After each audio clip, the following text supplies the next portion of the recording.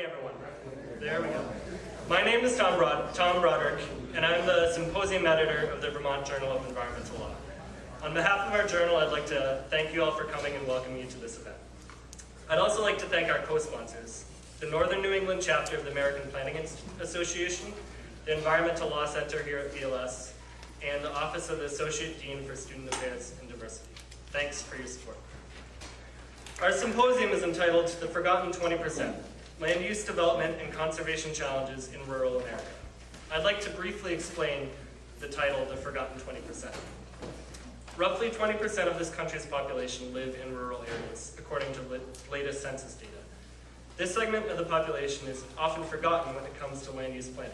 As a nation as a whole, we focus more on urban and suburban areas when it comes to land use planning. As such, rural areas are often forgotten. But they won't be today. We designed the symposium to bring together speakers with a wide range of expertise on a variety of issues that affect the rural landscape.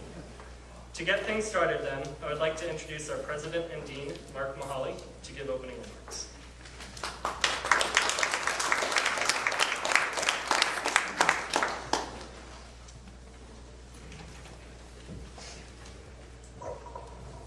Good morning, everybody. Thank you for coming. Vermonters and Mainers and the people from New Hampshire, thank you for coming. And there's a number of people who have come from further away. I hope the weather justifies your trip. I just want to acknowledge the obvious, which is that I thank all of you for concentrating on a subject like this at such difficult times when we're having unfolding developments in the Boston Marathon case, and it's just difficult. We will inform you during the day if anything further develops that we hear about. I do want to say I've asked members of the community here to let me know who was in the marathon and in the community here and how it worked out. And it does appear so far that everyone here and their friends and the alumni who were running in the race are all safe, which is good. One of our professors, Peter Teachout, had, I would say, a very close call. If Peter had been having a slightly better day, he would have been at the finish line instead of 30 seconds away when the bomb went off.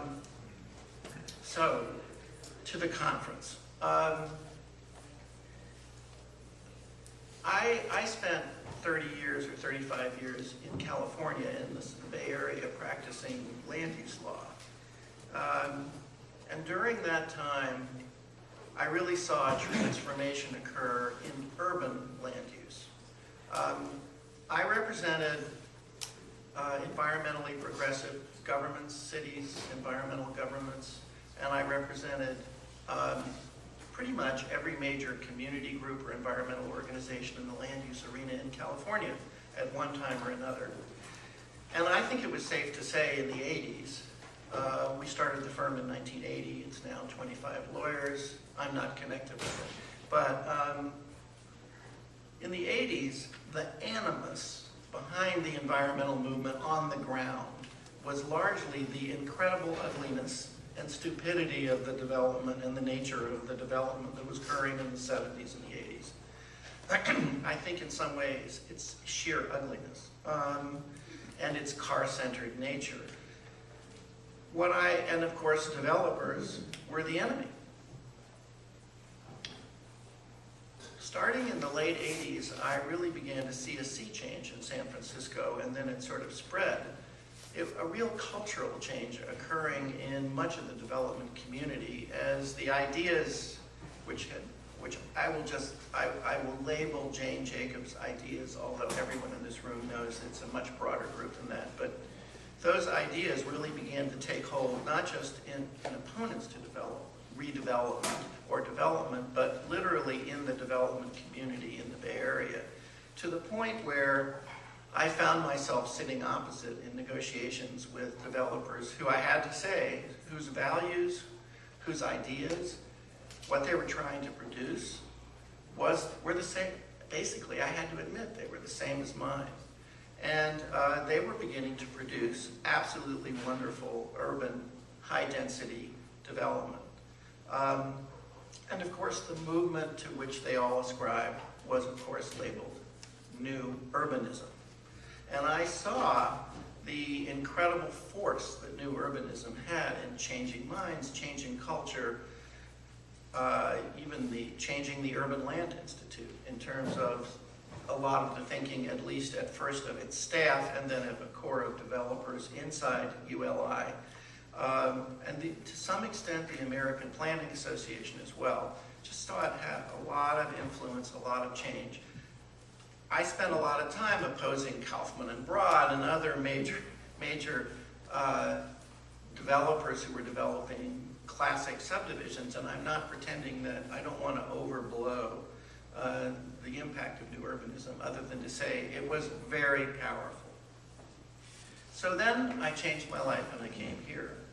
And it was a really fascinating experience to try to contrast what's going on in rural America in the Northeast with California. One of the interesting and puzzling comparisons was that California had such a highly developed regulatory regime and such an unrelentingly ugly built environment. Whereas Vermont had despite Act 250, what I as a Californian viewed as a rather undeveloped regulatory regime. Zoning isn't even required, and yet an unrelentingly beautiful built environment. And it's been something that I've been kind of puzzling over for a long time. But in an early conversation with Kim Van Roth about just this issue, and I was saying, you know, that I just don't know that there's really a new urbanism, a parallel to the new urbanism in rural America. It's just, we haven't had such a pervasive, we haven't found the key. And Kinvan says, you mean there's no new ruralism? And I have to say, though there's a lot of ferment and a lot of thinking, my experience when I first got here was to feel, no, there really isn't there isn't something as successful. There are lots of people who are trying, lots of people who are laboring on issues, but they're not something so successful and so coherent. So the question is, why? Well, my thoughts were, number one, because it's rural America and there isn't a lot of money and there are not a lot of institutions and there's not a lot of institutional support. And the second is because it's hard. Rural problems are harder to address in a lot of ways than urban problems. It's harder to think of solutions when you have a population density and a tax base that cannot support what you can support in urban America. So it's just plain difficult, and people are puzzling over harder problems. But I felt very much that the school, one of the things VLS is it attracts a lot of people who come to this school, come from rural America, and intend to return to rural America. We're a national law school in the sense that we send our students to there are 200 law schools in the United States. We send our students to more states than all but 6 of them. We're just behind Harvard and ahead of Yale in that regard. So we're a national law school, but we're rural. And so I felt that we should do everything we can to try to support the amazing work that hardworking, somewhat isolated people throughout rural America are doing to try to address these issues. And so when VJEL came to me with the Vermont Journal of Environmental Law, with the idea of a conference on this issue, I couldn't have been happier, and I can't be happier than to know that you're here in this room and that the panelists have come. Thank you very much for coming. I know some of you come from far away. You will see during the day, I'm just letting the panelists and those of you who are not familiar with the school, you'll see people coming in and out because students will attend this conference when they can and they're not in class. So you'll see them. Anyway, thank you very much for coming. It's a great pleasure you're here, and let's go.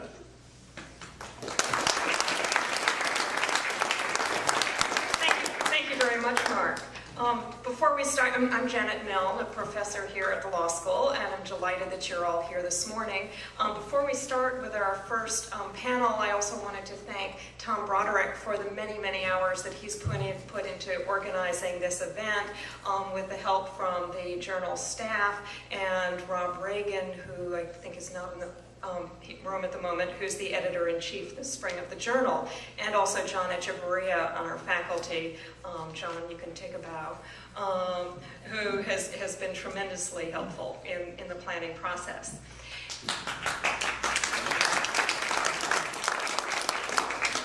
A couple of just logistical details, because we want to make the most advantage of the time and the talent in this room.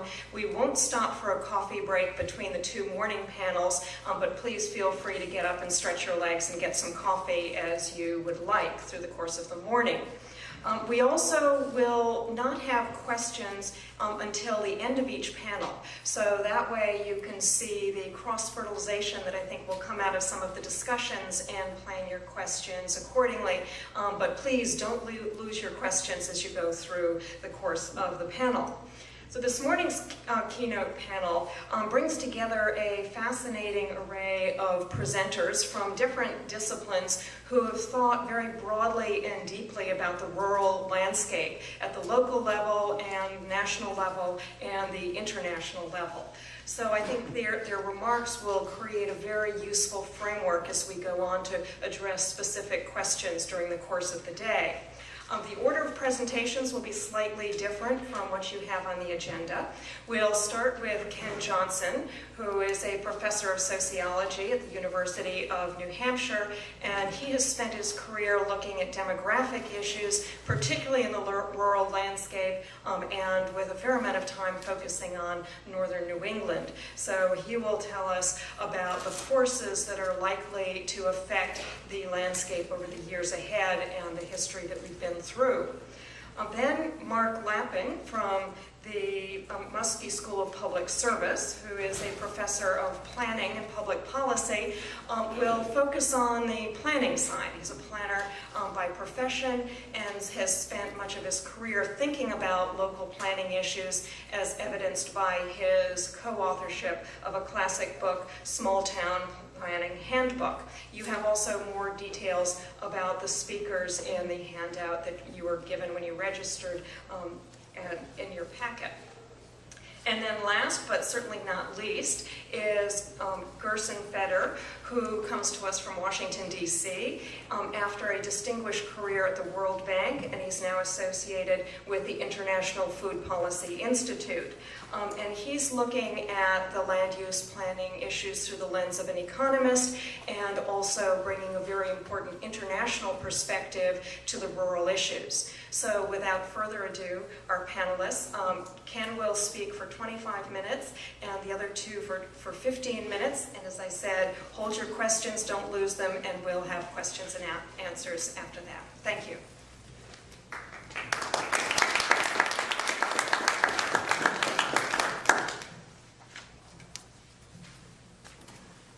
So what a way to start your day. The first thing you have to do is listen to a demographer drone on about dreary numbers, right? When one of my children was young, I got to go to school with him for Bring Your Parent to Work Day. Some of you have been through that. And so he and I had to talk about demography to a third grade class, if you can imagine that. So we did a little survey where we asked them where they'd been born and where they lived. And we put together a few little slides. And just as I'm getting ready to talk, my son, my 8-year-old son, looks at me with a look that every parent will know, a very grown-up look. And I thought he was going to say, "Thanks, Dad, this is cool that we're doing this together." And he said, "Dad, don't be boring." So I've taken that as my watchword, and I'm going to do my best not to be boring today. So I'd like to acknowledge first the people who have funded the research that I'm doing today. And you can see it's a broad cross-section from NIH through the Annie Casey Foundation and the Carsey Institute, where I have a position as well as a professor of sociology. And by the way, the talk that I'm giving today, much of the information from it is in a publication, a Carsey brief that's available, and I brought some copies with me if you want it. Or you can go to the Carsey Institute's website and download it at your convenience. So Again, I would like to acknowledge the people who've supported my research. There's a lot of disagreement about what rural America is. The percentage I just heard was that 20% of the population is rural. So there are different definitions of rural in the United States, and that's one thing you should be aware of if you work in rural areas at all. I'm going to use a county-based definition. I know counties don't mean much in New England, but in the rest of the country, counties are pretty important units of government. So I'm showing you here the metropolitan and non-metropolitan, and I'm going to use non-metropolitan as my definition of rural. This is what USDA, or one of the ones USDA uses as well. And at some points I'll break rural America down into two parts. Adjacent rural counties, those are ones that are contiguous to metropolitan counties, and then non-adjacent or remote rural counties which are farther removed from metropolitan areas. So you'll see some of the data presented that way. There are about 2,300 rural counties in the United States, just over 1,000, about 1,090 urban or metropolitan counties in the United States right now. That's going to change. The Census Bureau will redefine, the Office of Management and Budget will redefine rural and urban America as soon as they just did. So we'll see new definitions coming.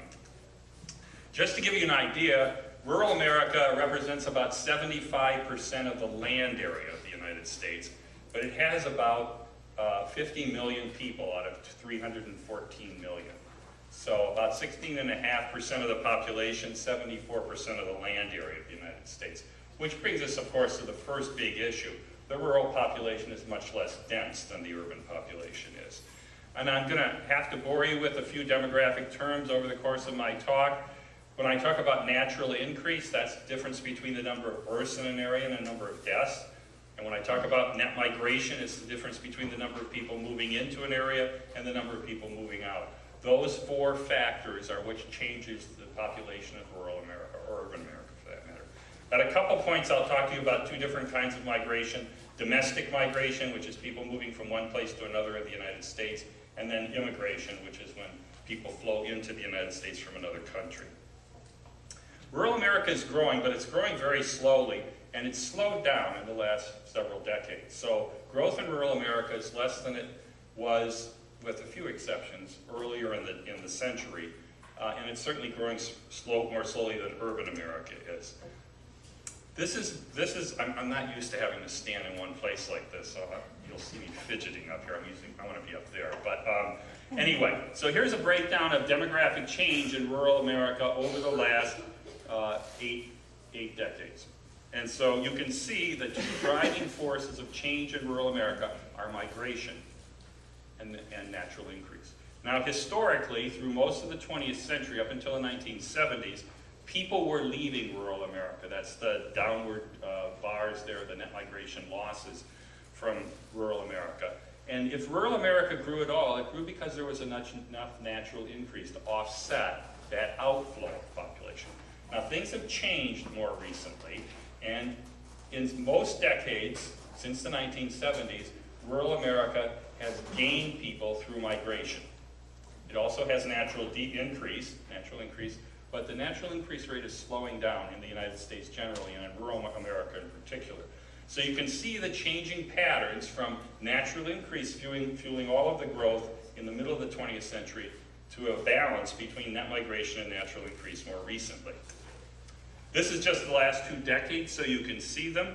So on the left, you see the 1990 to 2000 decade. Metropolitan America, you can see, is growing more rapidly.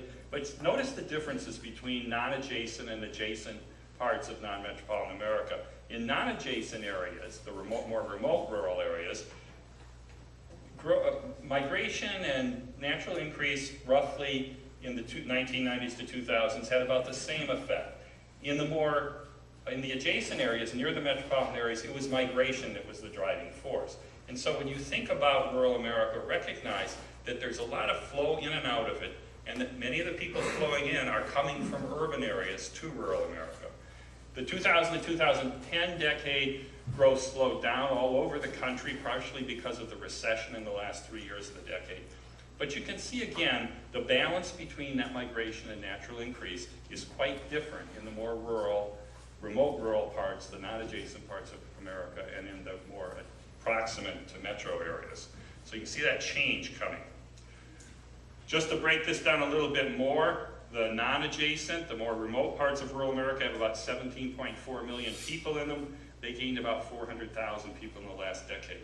The adjacent counties, the ones right next to metropolitan areas, have about 34 million people in them. They gained about 1.7 million, so their growth was greater. And then you can see metropolitan America too, where 257 million people live. This is population change in rural America.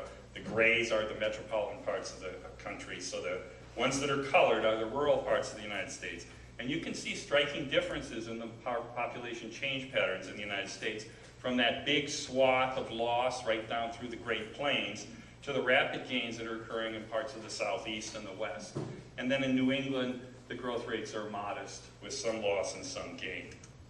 This is migration, that net inflow or outflow of population. And again, you can see why the Great Plains are losing so much population. They have net migration, net outflows of population from them.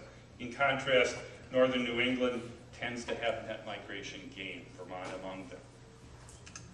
This is natural increase. This is the other side of population change in the United States. This is the difference between the number of births and the number of deaths. And you can see that in a lot of rural America, there are actually more people dying than being born, which is unusual in the American experience, but is becoming more common now. This, in fact, is the trends in the number of counties with natural decrease. Again, natural decrease occurs when more people die than are born. And it hit a record number last year. 1,135 counties out of the 3,100 U.S. counties had more people die in them than born. Maine, for the first time in its history, and only the second state in U.S. history, last year had more people dying than be born. The only other state that's ever had natural decrease is West Virginia. So the traditional way that rural America used to grow through natural increase is not providing much growth anymore. These are the counties that had natural decrease in the last decade. So these are counties that had more people die in them than be born during the whole decade from 2000 to 2010. So this is the changing nature of rural America. Increasingly, if rural America is going to grow, it has to grow through migration. The recession of the last several years has had a big impact on demographic change in the United States. It slowed migration down, so there's less migration going on. And it also reduced the birth rate. The birth rate in the United States is down by 8% right now over the last 4 years. And the biggest group to have fertility decline are young women in their 20s. Their fertility levels have been dramatically reduced. The question is whether they're holding off on having children, or whether some of those children will not be born. During the Great Depression of the 1930s, women who began their fertility careers early in the 1930s never had as many babies as women before them or after them. So the question is, what's going to happen now to the young women who are putting off fertility in America now? Will they have those babies, or will they not? It's a big question for the future demographic trends of the country. You can see the effect of the recession in these data, which break the patterns down over 3 or 4 year periods throughout the 2000s. You can see during the peak, during the economic boom of 2004 to 7, there was a lot of population growth in the United States, in the rural parts of the United States, fueled a lot of it by migration.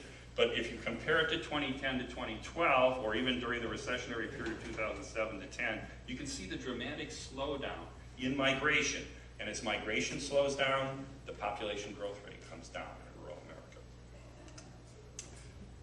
This just lets you see it in adjacent and non-adjacent areas. And one remarkable thing about this for demographers who study rural America is that you'll notice the losses are actually greater in the adjacent counties than they are in the non-adjacent counties. So the places near the metro areas, for the first time that we know of, are declining or not growing compared to the more rural parts of the country. And this is because when the recession came, it froze people in place, so they didn't move. The adjacent counties just outside the metro areas get the sprawl flowing out from the metropolitan areas. When the recession hit, all that movement stopped. And so you can see migration actually reversing in these areas. The more remote areas, which generally would lose migrants, didn't lose as many because the recession held people in place. People weren't going to move when there was a recession. And so there's very little growth in rural America since the 2000 census. Let me show you a little bit about what's going on in New England. I'm trying to give you the big metro and non-metro context for the whole country, but let me show you a little bit about New England. This is population change in New England by town between 2000 and 2010. This includes both the metropolitan parts of New England and the non-metropolitan parts, but you can see that there's quite a bit of growth distributed, particularly in a sort of band through southern Maine, middle and southern New Hampshire, and then in some parts of northern Vermont. There's a fairly striking contrast between what happens in southern New England and what happens in northern New England. I suppose that's no news to you since you're northern New Englanders, but you can see that in southern New England, there's a lot of, the green bars are domestic migration. So these are people leaving these states to go to another place. The purple bar, which you haven't seen before, is immigration.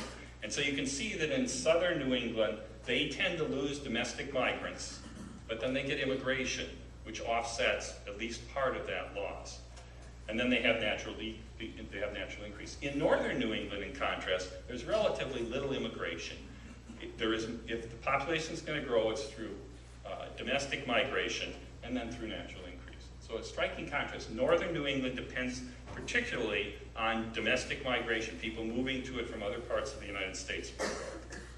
This is just a contrast between Massachusetts and Vermont. I wanted you to see a southern New England state like Massachusetts. Now, you can see when the recession came in Massachusetts, the net migration losses slowed way down. People aren't moving, and so instead of draining out of Massachusetts, they're staying put. So you can see the drop in their domestic migration outflow and how it fueled population increase there. In Vermont, on the other hand, migration losses actually picked up a little bit from the state. Partially this is because young people might keep leaving Vermont, but older people who might have come to Vermont from other places like New York State, for example, aren't coming as much because they're frozen by that recession. Young people are less sensitive to the recession because they don't have houses to worry about. Many of them are transferring to their first jobs and so forth, so they're always more mobile. This then is just a contrast between metropolitan and non-metropolitan Vermont. Metropolitan Vermont is the Burlington metropolitan area, 3 counties in northern Vermont. The rest of Vermont is rural. And so you're seeing the difference between the Burlington metro area and the rest of Vermont. And you can see how the recession has affected demographic trends in rural Vermont. In particular, migration has gone from stable to a significant loss. Now, rural America is a simple term to describe a very complex place. And I think that's an important point to anybody who wants to think about rural America. There's more than one rural America. And I want to show you a contrast between the two most different parts. And they both are pertinent to Vermont, though particularly the second one. So here are 5 different kinds of rural counties. These are all rural counties. So we've got retirement and recreational counties. They're places where either significant numbers of older adults are moving, or places with lots of natural and built amenities, ski hills, lakes, mountains, beautiful scenery. Sound familiar? That's Vermont in many ways. So Vermont would have several recreational counties. Manufacturing counties. Now, the proportion of the rural labor force that's engaged in manufacturing is actually greater than the proportion of the metropolitan labor force engaged in manufacturing. In northern New England, the paper processing industry would be an example of a manufacturing industry. That used to be a promising growth strategy in rural America, to focus on manufacturing. But you can see that with the coming of the recession, that wasn't such a good idea. And so the manufacturing areas have lost population. And then the most traditional rural areas, farming and mining areas, are the ones that have grown the least. And so I want to show you a contrast between these two areas. So here are the kinds of areas that aren't doing as well in rural America. These are farming, manufacturing, and mining counties. You can see in northern New England that you have a fair number of rural manufacturing counties. Again, the wood processing industry is a big part of that. Although you talk about farming here, I come from the Midwest, and what you think of as farming and the kind of production agriculture that goes on in the Midwest are strikingly different kinds of things. So there really aren't very many what USDA would call farm counties in Vermont or in New England. So here's the population patterns. This is migration now. This is age-specific net migration over 6 decades. The amount of work that went into producing this graph is significant. So what you can see here, if you see that big dip among young adults, that's an outflow of young adults from farm counties over the last 6 decades. When it gets down to minus 500, it means that out of every 1,000 young people in their early 20s in a county, 500 of them left. So they lost half of their young adult population. Now this is a common theme in rural America, especially in ag counties. You'll hear them worry about losing their young adults. And this has gone on for 6 decades. So this is almost 3 generations, where 1,000 kids grew up, 500 left, 500 grew up, half of their kids left, 250 grew up, had children, half of them left. You've just lost almost a whole generation of young adults. And then you can see it persist over decades after decades. This is a 3-dimensional graphic that we've been working on to try and give people a better feel for this. Don't tell me I can't make it work. Here we go. So what you're looking at on the left-hand side is the decades. So you're seeing the decades coming forward, and then across the front you're seeing the age groups. So I'm going to make this turn now if I can. Sorry. What happened to my arrow here? I'm going to have a very disappointed RA who put a lot of work into that graphic.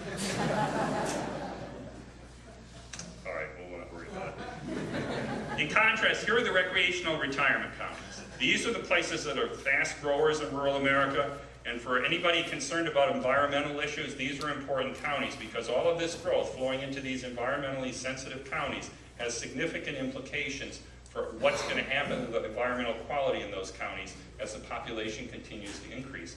And we've got 70 million baby boomers who are approaching the age when they're going to start thinking about moving out of metropolitan areas and into these kinds of areas. So you can see there's a good cross of these up in northern New England.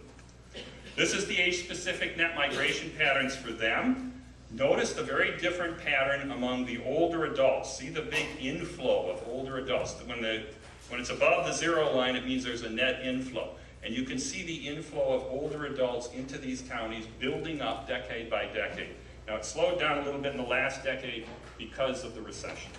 But the buildup of older adults being attracted to these counties, and it builds up through the decades, combined with the fact that we're going to have 70 million baby boomers retiring in the next couple decades, creates a perfect storm, if you will, a perfect demographic storm, which could make a lot of people flow into these amenity-rich, environmentally sensitive counties in the coming years. So I think one concern for attorneys who are dealing with rural America is how to adjudicate the desires of people to live in these beautiful rural places with the protection of the environmental resources that make those places beautiful. I've got another 3-dimensional graph. Let's see if I can be any better with this one. I guess not. I don't know what the arrow is. All right, well, if anybody runs into my RA, tell them the graphs were beautiful. The rural population is aging. That's another important difference between rural and urban America. This is the median age, the age of 50, at which you find half of the population. You can see that in the rural parts of the United States, including northern New England, the population is older. The population, this is the rural population. You can see how much the older parts of the population are growing, where you see relatively little growth in the younger part of the population in non-metropolitan America. So the aging population the older population is increasing in the state. This is a population pyramid. It shows the structure of the American population. So the blues are men, the reds are women, and the bottom is the youngest, and the top are the oldest. This is 1990. Just watch the shape of the pyramid. You can see the bulge of the baby boom. At this point, they're in their 30s. Here they are in 2000. See the movement up. See how the top of the pyramid is filling? And then here's 2010. When those big cohorts that you can see now in their 50s, in 10 years they're going to be in their 60s, and another 10 they're going to be in their 70s. That's this wave of older adults that's going to be a factor in rural America. And this doesn't count migration of older adults. This is just the population there now. So you can see part of the future of rural America is going to be dealing with older adults. Rural America is becoming more diverse, just like America in general, and children, the diversity in America is coming from youngest to oldest up through the structure. This is the change in rural America between 2000 and 2010. You can see that 45% of the growth in rural America was Hispanic. 45% of the population increase. In contrast, whites produced only a 1.6% increase. This is the blue bar is the proportion of non-metropolitan America that is in the given racial group. The pink bar is how much of the growth they produced over the last decade, underscoring Hispanics again. And this is a breakdown of the population by adults and children. You can see how much more diverse already the rural population is than the adult population, the rural child population is. Last year in the United States, for the first time in American history, half of the births were to minorities. Only half to non-Hispanic whites. This is a map of racial diversity in rural America. The blues are the places where it's least diverse. Notice northern New England there. And then the brighter colors are the places where it's more diverse. This is the the overall population. Here's kids. See how much more diverse it is already, even in northern New England, for goodness sakes. We're seeing a little bit of color change. So diversity is coming to rural America. It's not quite as far along as it is in urban America, but it's coming from kids up. So anybody who deals with children, schools, hospitals, are going to have to address a more diverse population. So in summary, rural America grew modestly between 2000 and 2010. The recession had a differential impact. One of the big questions is what's going to happen when the recession ends? Is the growth to rural America, the migration growth, going to pick up again with 70 million baby boomers waiting to retire and get out of the cities and come up here? We'll see. Demographic change is uneven across rural America. We've got rural farm counties which have fewer and fewer people. There are counties on the Great Plains that had 20,000 people in them in 1900. Now they have 4,000 people in them. On the other hand, the recreational retirement destination counties have grown dramatically. Diversity is growing in rural America.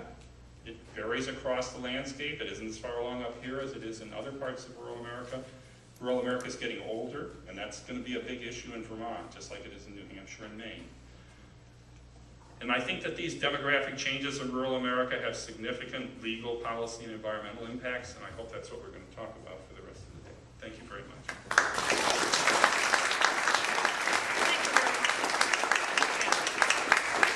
And next we hear about things from the planning perspective from Mark.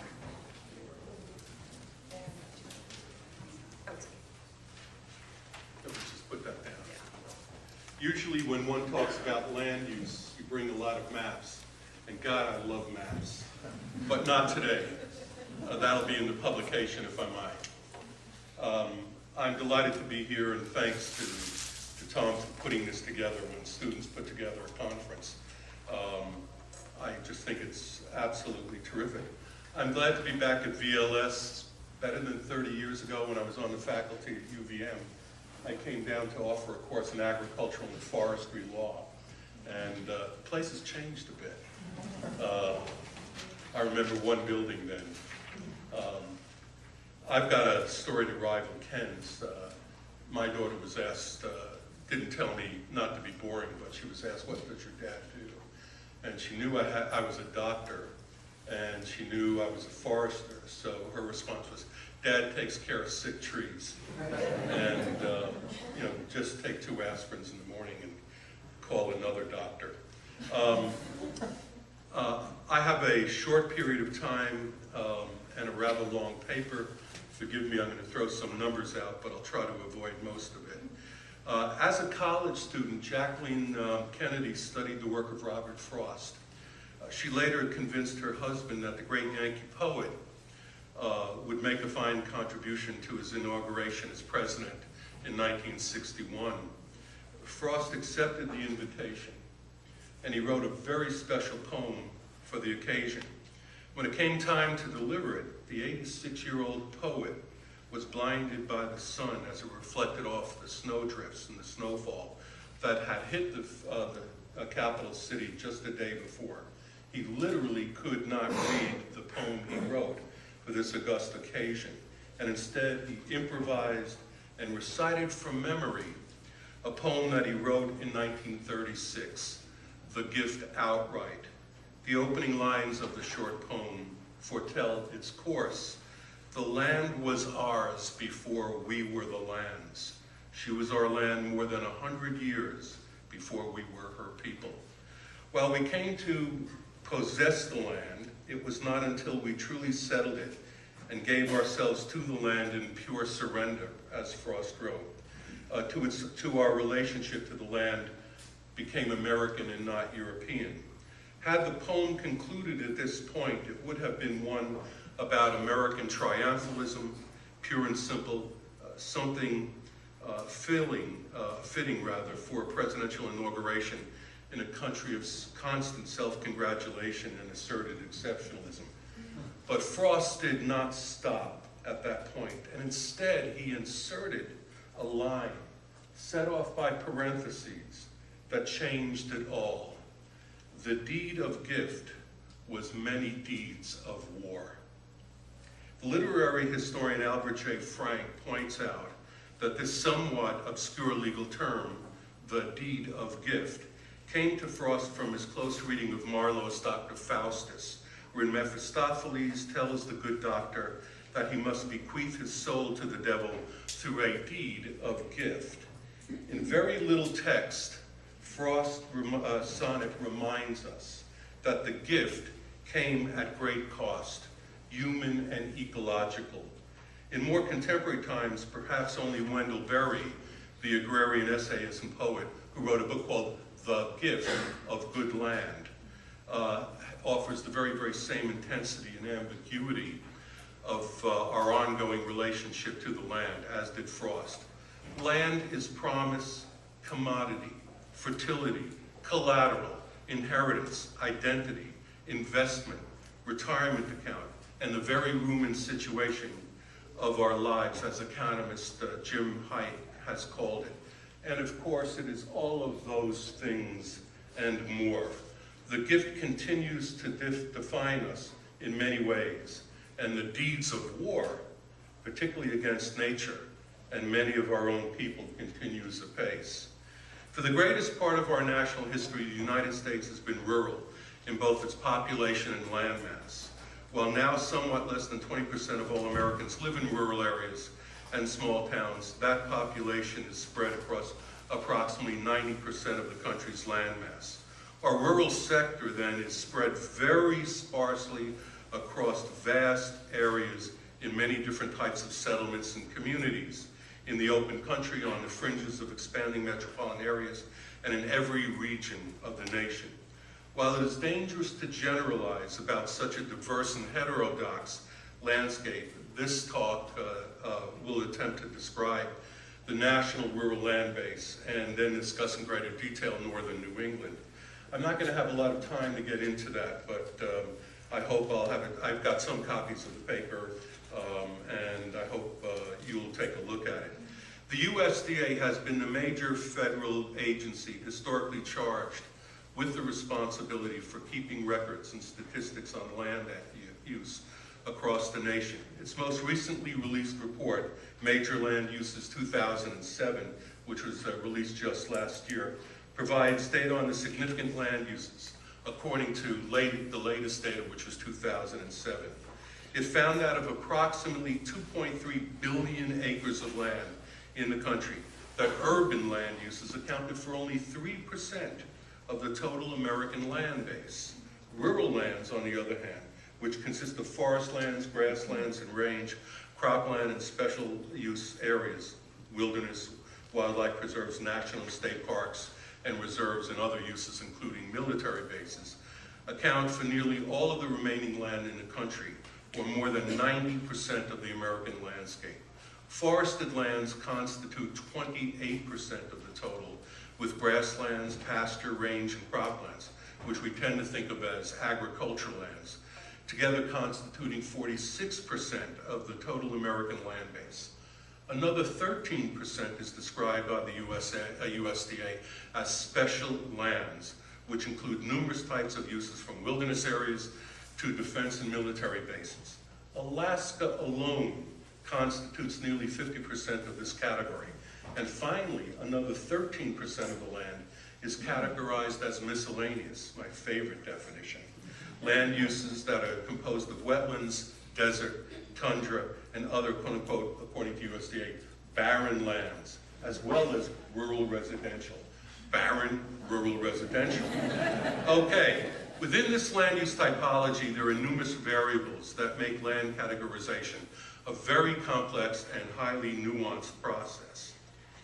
For example, and as Ken was talking about, you've got to get deep into the details of the definitions. For example, the definition of cropland includes land actually planted in crops, like corn or soybeans, farmland used as pasture, and idled of farmland enrolled in conservation programs like the Cropland Reserve Program, CRP. The distinction between some of these lands and those defined as grasslands that was formerly cropland and that now has been pastured, for example, can be a very fine one. Indeed, nationally, cropland actually decreased between 2002 and 2007 by 34 million acres, the lowest level of cropland in the United States since 1945.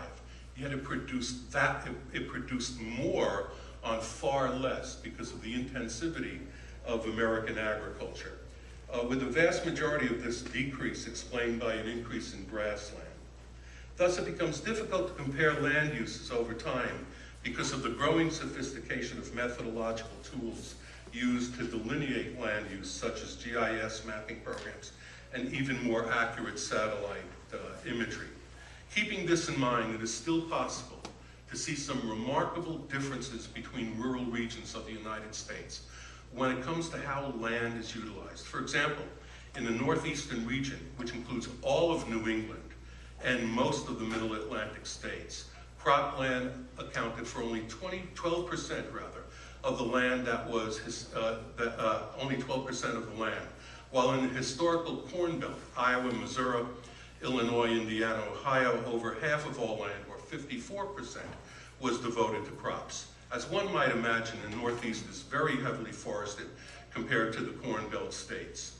And when we turn our attention to northern New England, we will be speaking about the most heavily forested states in the country. Along with the Southeast, which includes the states, according to USDA, Georgia, Alabama, South Carolina, and Florida, the Northeast is also the most heavily urbanized region in the nation. Thus, the Northeast combines significant forest lands and highly urbanized lands in a very interesting environmental contrast. Within these national land classifications, there are important variations. Local or micro-level changes and influences can create subtle but truly significant developments on the ground.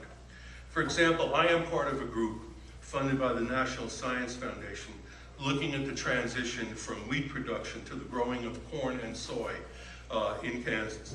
While this is a shift within the broad category of cropland, the subtle but significant change that is occurring is between a dry land farming system to one requiring significant irrigation. And this is in a region which is already witnessing a profound scarcity of available water from its one dominant source, the Ogallala Aquifer. While we are working to understand why individual farmers are making this transition, which is often accompanied by significant new capital investment and outlays, it is clear that federal policy that has stimulated the production of certain fuel crops for ethanol production is one of the key reasons behind this change. Perhaps this is indicative of the problem with policy of unintended consequences. Still, without getting inside the definitions employed by the USDA and other natural resource agencies, small though highly important land use changes might well be masked and go unrecognized. In a somewhat related situation, but one that the US classification system should eventually pick up, there is a shift from grassland to corn and soy cropland in the western Corn Belt states. Here the problem is that highly erodible grasslands, subject to soil loss and seasonal drought, are moving into corn and soy crops, land production, again for ethanol production. The larger point is, of course, that in land policy making and planning, the devil truly is in the detail. I am running out of time, so let me just skip around a bit for a couple of important points, I think important points. The availability of water, or the lack thereof, is coming to be one of the major drivers in land use change across much of rural America. A number of states in the nation's heartland are now facing long-term severe and even exceptional drought conditions, which could well reshape both agricultural production and community survival. Parts of at least 7 states, Oklahoma, Wyoming, South Dakota, Colorado, Kansas, New Mexico, and Nebraska, have been identified by the USDA as, quote-unquote, running out of water. Not coincidentally, many of these prairie areas and Great Plains states are the subject of one of the most radical land use proposals that has appeared over the past generation, and that's the Buffalo Commons proposal by Frank and Deborah Popper, where they believed that it was just best to leave the Great Plains alone, return it to tall grass prairie and the buffaloes. I, at the very, very same time, was writing about a proposal called small town triage. The big difference was that the Poppers were in New Jersey and I was living in Manhattan, Kansas, in the midst of it all. I was glad they took after the Poppers more than the Lappings. Water shortages may also be the tempo and pace, may also alter the tempo and pace. Let me just note that one of the more curious ones, I think, is that the state of Georgia, the Senate of Georgia, following the passage of a similar resolution by the Georgia House of Representatives, calls for a change in the state's boundary with the line with Tennessee, claiming that a 200-year-old border dispute must be redressed through a slight alteration of its northern border. Georgia is seeking to bring a very small portion of the Tennessee River under its jurisdiction so as to allow it to tap the river's waters for the growing North Georgia region that includes parts of metro Atlanta.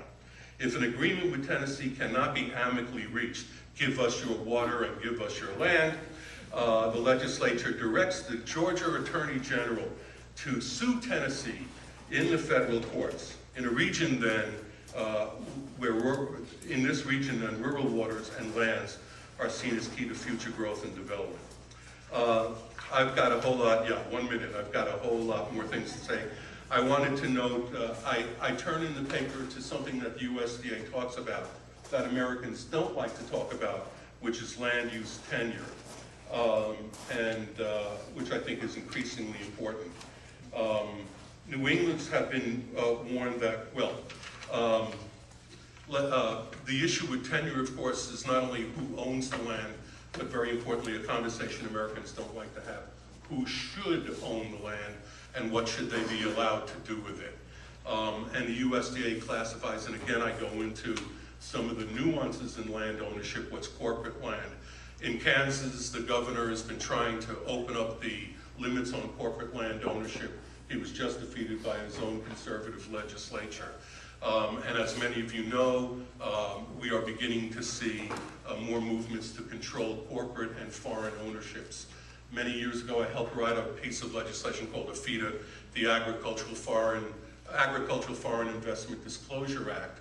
And in a period of great land grabs across Africa and other places, we're beginning to see more foreign acquisition of American cropland. I'm sorry to be able to get into northern New England. I can talk about that with you if you'd like. Thanks. Thank you very much, Mark. And I should also note that the papers that are being written for this conference will be published in the Vermont Journal of Environmental Law next fall, which is now going online, or will be going online for the first time in the fall. So we will look forward to seeing your remarks in their full length in that publication. And now I'm delighted to turn the podium over to yours.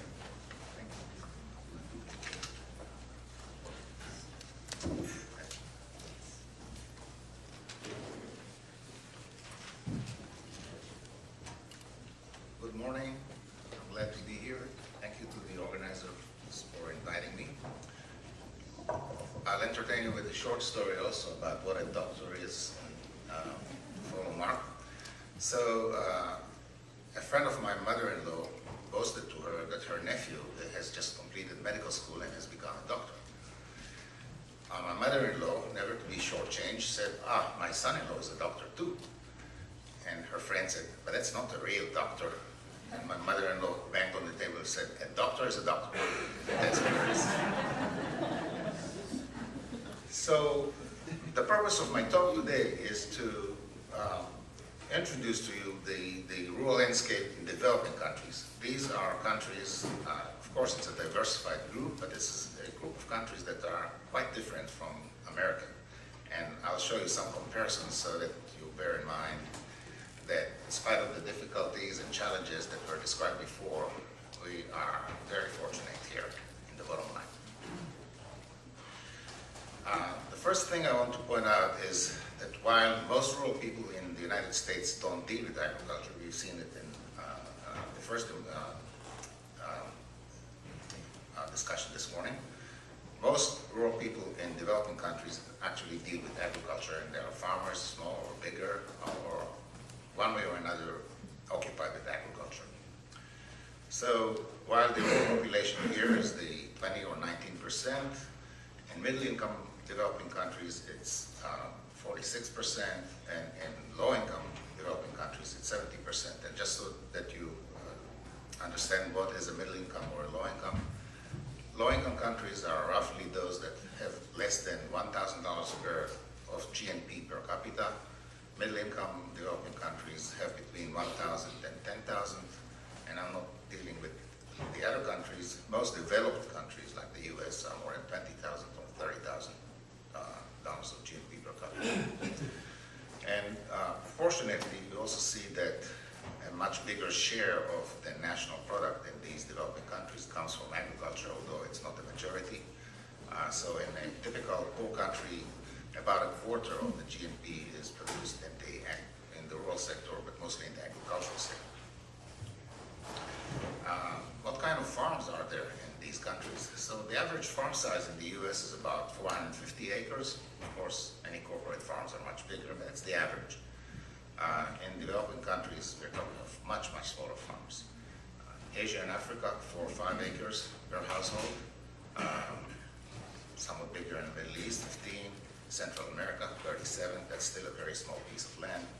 And in South America, become closer to the US because we have those large farms of Argentina, Uruguay, and Brazil. People in the rural areas of developing countries are much less educated than here, but they're also less educated than the urban population of their own country.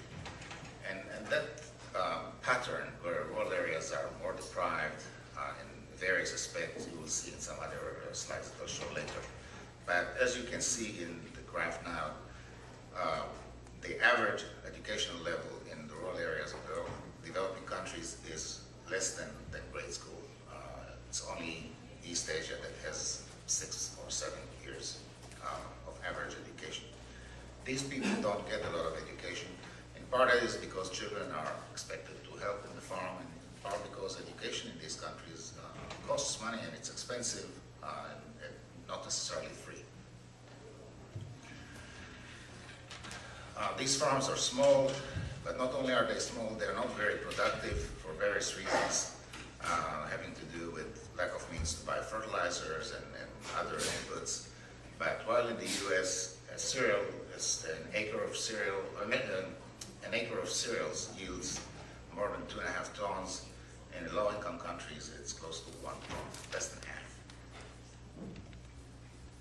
And similarly, the value added per employee on a farm in a developing country is much, much lower than it is in the US and in other advanced countries.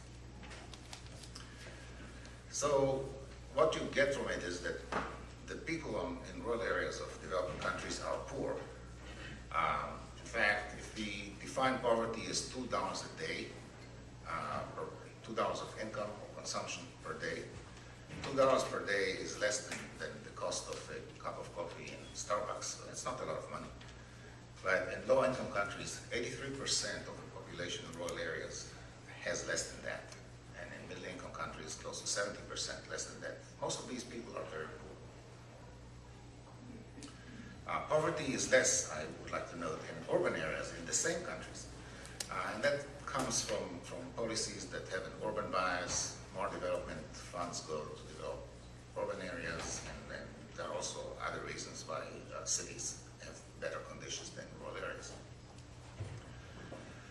So what does it mean to be poor? I have a couple of indicators. Access to sanitation. In a rural area of a developing country, close to 3/4 of the people don't have access to proper sanitation. That means open latrines, no running water, and so forth. It's a bit better in middle-income countries, close to 60% don't have access. But again, you will see that conditions are better in urban areas. Lack of sanitation goes with other things that characterize poverty, but one of the indicators is the rate of child mortality. So, while in the US, 7 children out of 1,000 live births don't make it to age 5 for various reasons. In low-income countries, it's more than 10% don't make it to age 5 and die for infectious diseases, gastroenteritic problems, and so forth. Middle-income countries, it's better. It's 37 deaths per 1,000, but it's still not a very satisfactory condition. So you have an image of what these people live, of how they live. What kind of governance do they operate under? In many of these countries, the reach of the state, in the sense of law and order, public services, does not extend in all areas, and rural areas are more neglected in this respect, where the state exists nominally, but the level of services is much less than you would see in urban areas. There is also a greater uncertainty of property rights, both because the reach of the state is limited and because services such as recording of ownership or even the legislation to enable ownership verification is not quite completed.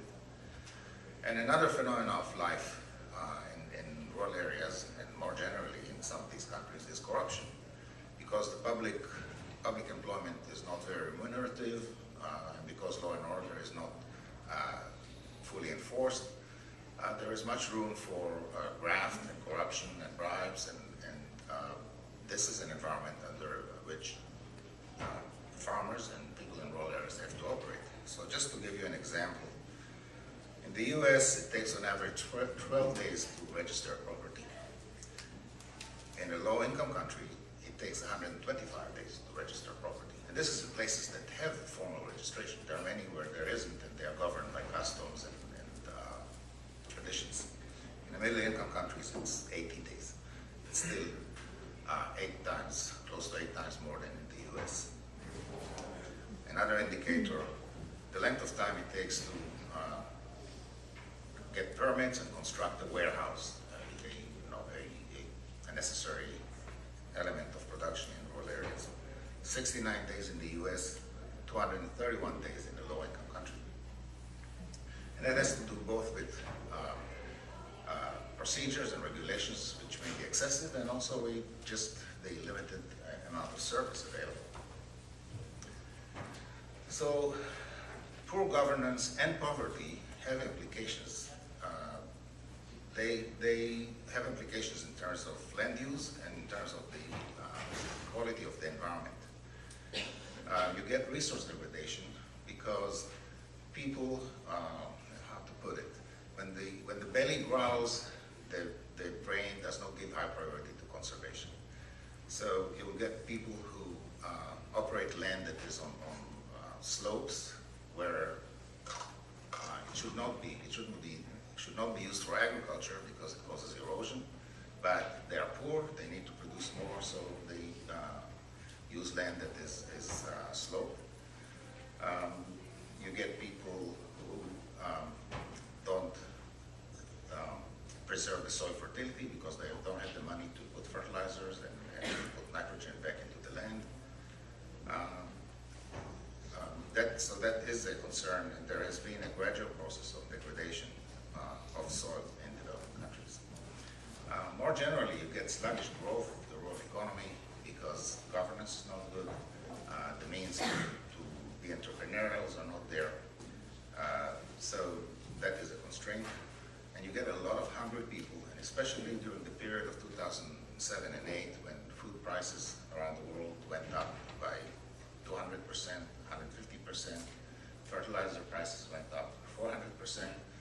You got a lot of more people becoming hungry, and this has an especially detrimental effect when it happens to children under the age of 2, because problems with malnutrition at that age are irreversible. The damage that is caused is irreversible. But lest you get the impression that this is a hopeless situation, I'd like to assure you that there are also success stories. So China and Vietnam, for example, once they moved out of the communist system, their farm areas, their rural areas, have had growth of 10% and more a year for a prolonged period of time. This is very unusual. Normally, agricultural growth is in the range of 3, 4, 5% a year at most. In these countries, there's been growth of 2 digits. And Vietnam has become the second largest coffee exporter of the world. It also exports rice. It has always been a rice importing country, so they've had success. Botswana is one country in Africa that is noted for very good governance, and they've had much better growth than any other country in that continent. So there is hope there. There is some silver lining. I think I'll end here and allow more time for discussion.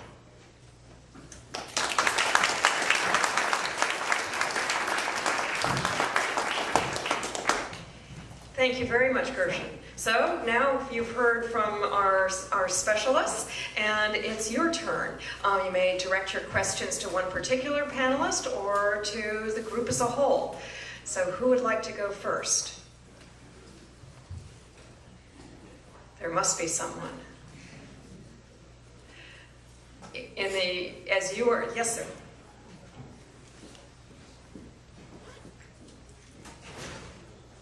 Thank you all for your presentations, by the way. Particularly interested in more conversation about international rural development. But I'm going to focus on demographics because that's something I'm working on right now. So with the Upper Valley Lake Sunapee Regional Planning Commission, we're looking at population growth statistics in New Hampshire, Sullivan, Grafton County, and this the aging of the baby boom, the silver tsunami. And I have a sort of morbid question. Have demographers looked after that tsunami subsides, after the baby boomers pass on? What kind of trends are seen after that? So the generation as that progresses, because we're seeing, like you say, the natural growth rates are negative in our region, but I want to look beyond that to see, that's a really heavy influence on the regional population and the demographics. I'm trying to think of what's happening beyond that. I wonder if demographers have thought about it. Well, there are 2 factors involved. One is what's going to happen with migration, which is the big unknown. That is, in the rural farm counties where that outflow of young adults has been going on for decades and decades, there doesn't seem to be a lot of evidence that it's subsiding. So what we're going to see after the passing of the baby boom depends a lot on what's going to happen to migration trends in those areas. Are those areas going to lose the young adults that they do have to other areas, or are they going to stay in those areas? There's sort of a balance, because the influx, especially into the kind of counties that you're studying, that you're working in, the influx of amenity migrants also creates opportunities for younger adults in those counties to stay so they won't leave. So that's one element that's going on.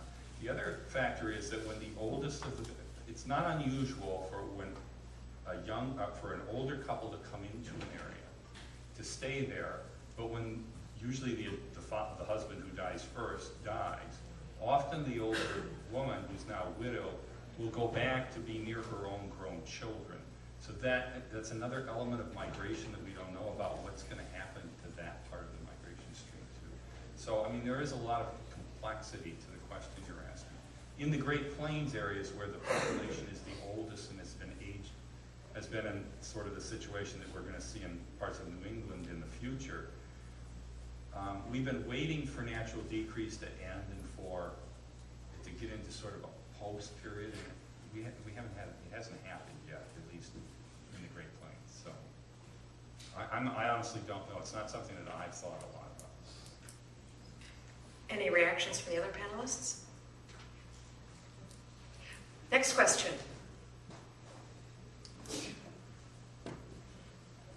This is a question for both Ken and Mark. I wonder if you can discern any land use policy implications of increasingly diverse rural population. Will the new Americans change our land use policies in their rural areas, or will they simply be assimilated into the existing structure? Sure. When I lived in Kansas, there was an influx of a lot of Hispanics in the southwest part of the state around Garden City. They migrated essentially up from Texas and Mexico to take care of the slaughterhouses. It used to be, there have been successive immigrant groups. The Vietnamese and Laotians were the first ones, non-Caucasian Americans in the meatpacking industry. And then it's Hispanics. And a town like Garden City, which is sort of the center of southwest Kansas, is now predominantly Hispanic area.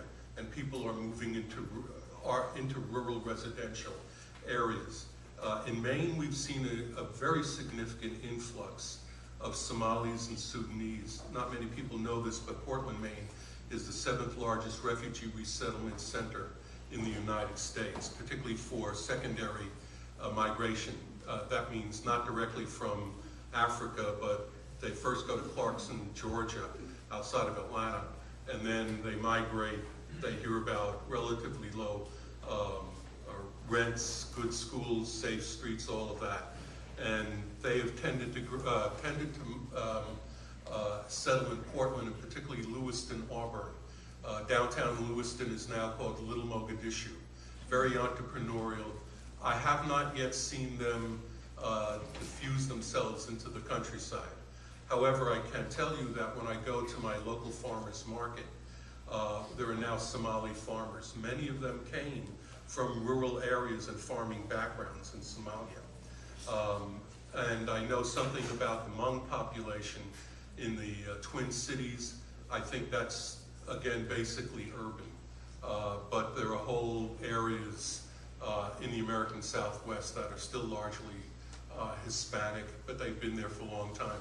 Northern New Mexico, Hispanic families came up in the 1500s. That whole area is very, very old Hispanic. Great families, a lot of conversos who came over through the Inquisition years. It's an extraordinarily interesting area. They're small town and rural. One of the things that, and some of this is anecdotal, not based on really good data, but apparently from what planners I've talked to in the Midwest, there is a fairly strong commitment, especially in the Mexican population, to home ownership. So the expectation is that they will purchase homes much like we've seen with other parts of the population.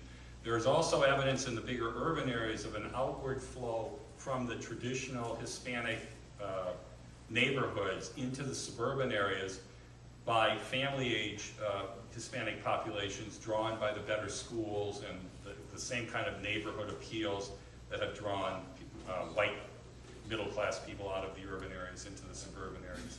And then, building on what Mark said, there are also reports that especially in like the truck vegetable industry, the kind of industry, the labor-intensive growth of vegetables for restaurants and things like that, that in parts of the Midwest there are Hispanic farmers stepping in to take over the production of those kinds of very labor-intensive agricultural products for urban markets. So I mean, that's the feel on it.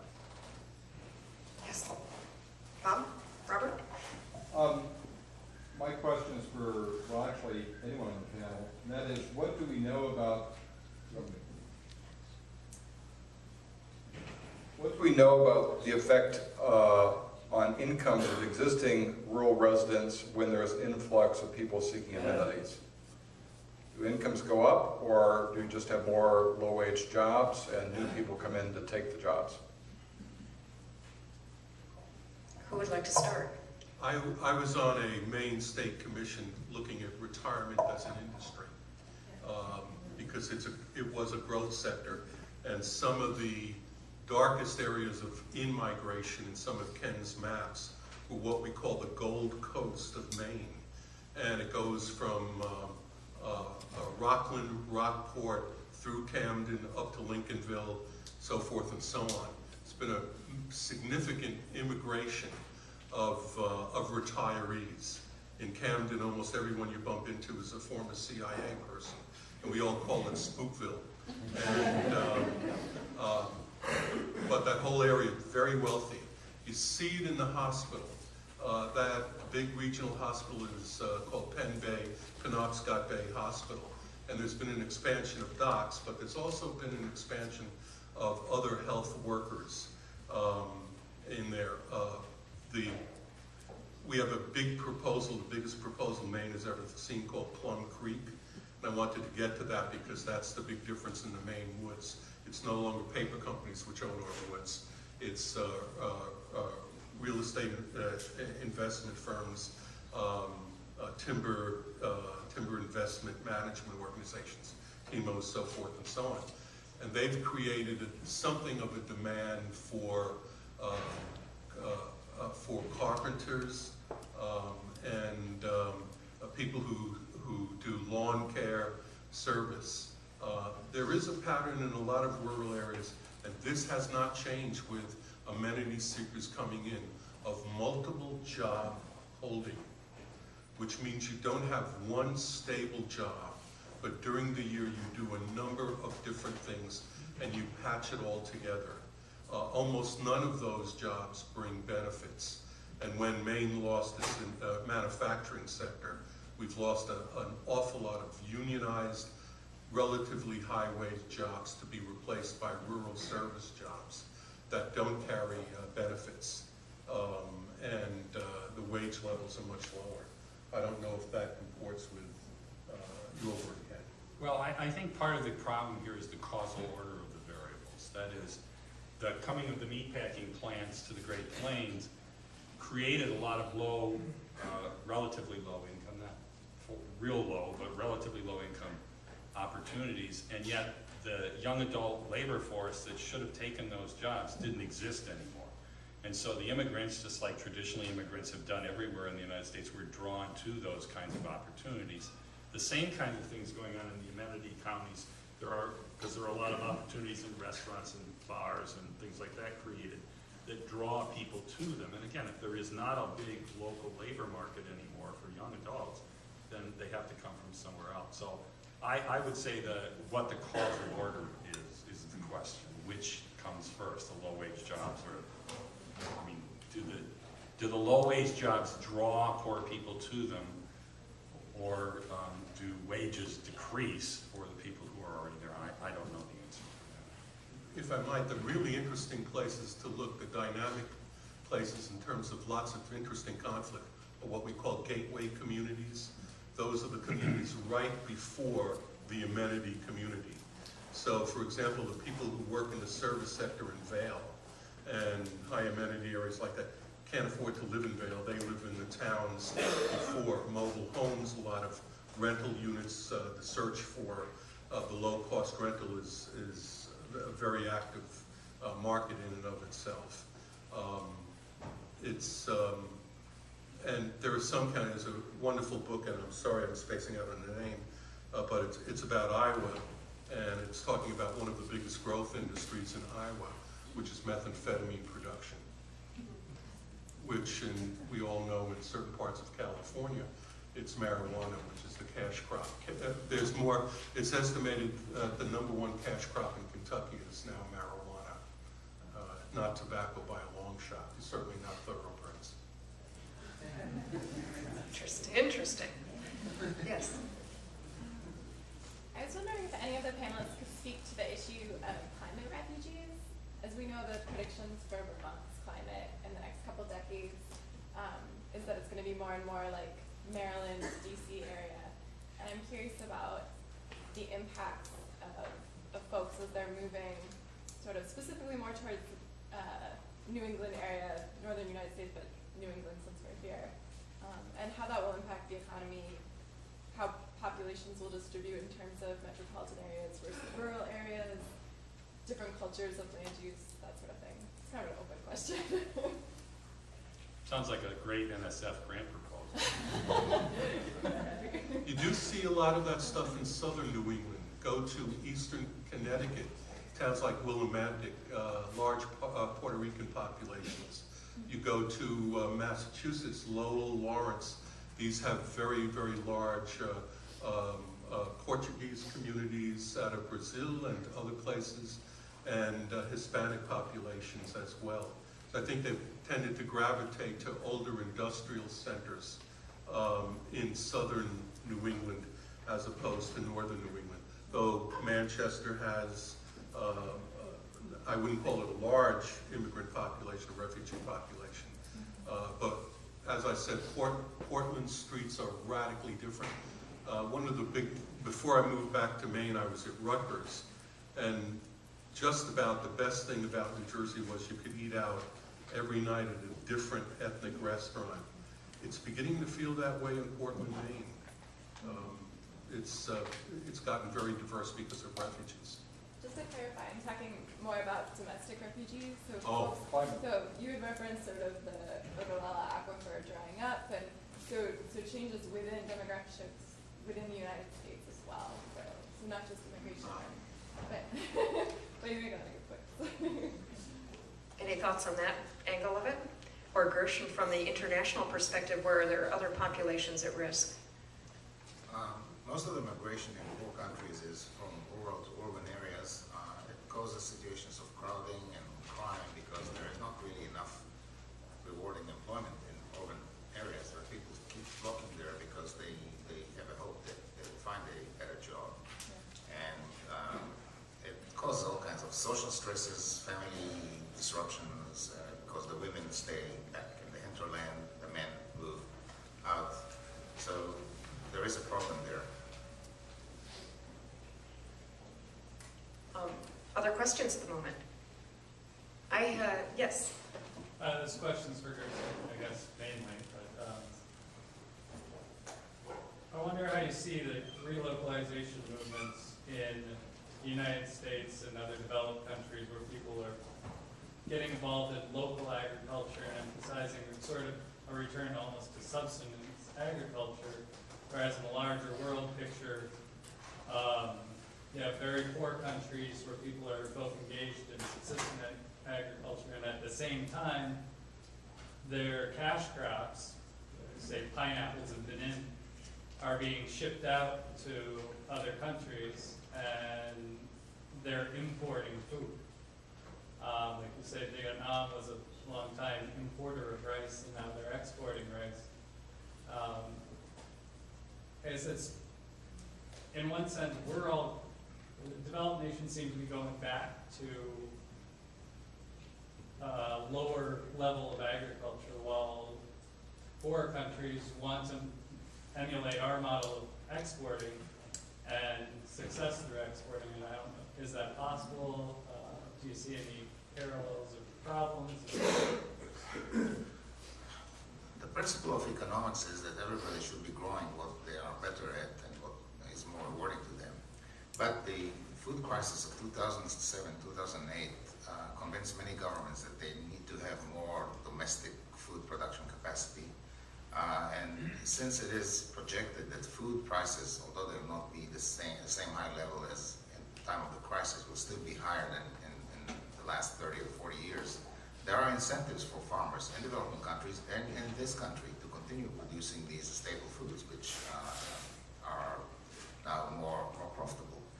So I don't see a problem emerging in the sense that countries are shifting to export crops. At the margin, they will shift less because food is more profitable. But for a country like Benin, it is still more economic to export high-value pineapples